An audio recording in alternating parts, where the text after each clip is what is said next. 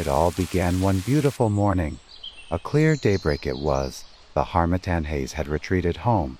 The creatures of the forest were still asleep. Those of the backyard were feeding on the day's providence, and birds were singing praises of their maker. A beatific breeze rustled the dark leaves of the forest, deep dark and shimmering leaves. The sun rose from the east in God's own splendor, spread its light into the world, and the sons of men began their daily perambulations. As for me, I sat in my favorite chair, settled into it with voluptuous contentment, enjoying my very existence. Not long after I was seated, an old man came up to me and greeted me. I returned him courtesy for courtesy. Observing what appeared to be a desire to stay, I offered him a chair and turned it to face me. Once seated, we began to exchange pleasantries and share jokes like old acquaintances. But it was not very long after then I heard the man sigh deeply, as one whose mind was troubled by a heavy thought. Even as I began to consider asking him the cause, he began himself to speak thus: "Take up your pen and paper and write down the story which I will now tell. Do not delay it till another day, lest the benefit of it pass you over. I would not myself have come to you today, but I am concerned about the future, and there is this fear that I may die unexpectedly and my story die with me. But if I pass it on to you now and you take it all down diligently, even when the day comes that I must meet my Maker, the world will not forget me." When he had spoken thus, I hurried to fetch my writing things, brought them over to my table, settled myself in comfort, and let the stranger know that I was now prepared for his tale. And he began in the words that follow to tell me the story of his life. "My name is Akara Ogun, compound of spells, one of the formidable hunters of a bygone age. My own father was a hunter. He was also a great one for medicines and spells. He had 1,000 powder girdlets, 800 auto, and his amulets numbered 600, 260 in cube. I lived in that house, and the birds of divination were without number. It was the spirits who guarded the house when he was away, and no one dared enter that house when my father was absent. It was unthinkable, but deep as he was in the art of the supernatural, he was no match for my mother, for she was a deep seasoned witch from the cauldrons of hell. Once my father had 9 children, of whom I was the eldest, 4 wives, and my mother was the most senior of them. She had 4 children. The wife who was next to her had 3, the next 2, and the 4th had none at all. One day my mother and another of these wives had a quarrel and took the case to my father for settlement. He found my mother at fault, and this so angered her that she resolved to take vengeance for the slight. She became so ruthless in her witching that, before the year was out, 8 of my father's children were dead, and 3 of his wives had gone the same way. Thus was I left the only child, and my mother the only wife. Look on me, my friend, and if you are not yet married, I implore you to consider the matter well before you do. True, your wife ought to be beautiful, lest you tire of each other quickly, and a lack of brains is not to be recommended, since you must needs hold converse with each other. But this is not the heart of the matter.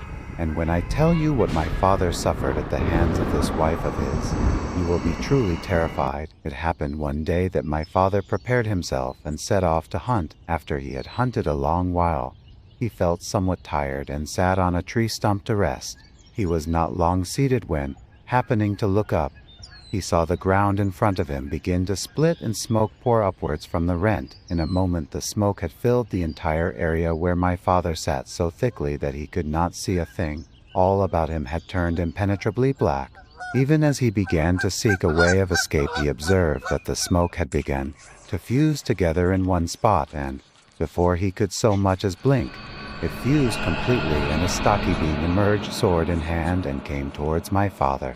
My father took to his heels instantly, but the man called on him to stop and began to address him thus: "Do you not see that I am not a human race? I arrived even today from the vault of the heavens, and it was on your account that I am come hither. My purpose being to kill you, run where you will. This day, kill you I most resolutely will."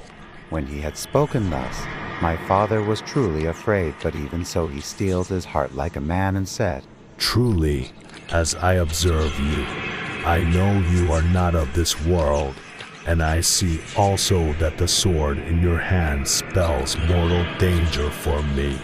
Nevertheless, I implore you, and I charge you in the name of the immortal God, do not fail to tell me the nature of my offense." The man replied to him, saying, "Do you not know that you have grievously offended your Maker, that you have ruined his handiwork even to this extent, that you sent 11 souls to heaven when it was not yet the hour allotted them by their God?" These words of his were a great astonishment to my father, for while it was true that he was well versed in magic and charms, he did no one any evil, so he replied to him, "If this is indeed your complaint, then your mission is to a different man. It certainly is not I. Since the day I was born, I have never harmed anyone. I do not see a man going about his business and take umbrage at his existence. I do not see a rich man and suffer thereby from envy. When I see a man at his dinner, I continue on my own way. I have never inflicted wounds on any man. I have not shot a man down in my life. So how can you claim my life? And for a crime of which I am innocent." He waited for my father to finish his speech, and then he replied, "True, you have not with your own hand killed anyone, but you have been responsible for the suffering of poor innocents. With your eyes wide open to what you did, you marry a deep dyed witch for the mere beauty of her body. Is that an act of goodness? Does the blood of your many wives not call out to you? Does the crime against your 8 children not hang round your neck? And, despite all of this, do you have the gall to tell me that you have never been guilty of evil? Indeed, there is no remedy. Kill you I must." Only then did my father call to mind the kind of woman he had taken to wife, and so he replied to him, "Truly I see now that I have sinned. I have a wife whom I cannot control. I struck like a husband merely in name. What I should have done I have left undone. The path I should have trodden I have neglected. The creature who deserved to die at my hand I have indulged with praises. A stranger from the dome of heaven, forgive me." When he heard this, the man forgave my father and desisted from killing him, but he warned him that he must, the moment he returned home, put my mother to death. So saying, he turned into the forest and continued his travels that way. When he had gone, my father took up his gun and returned home. Follow for the next episode of The Land of 1,000 Demons.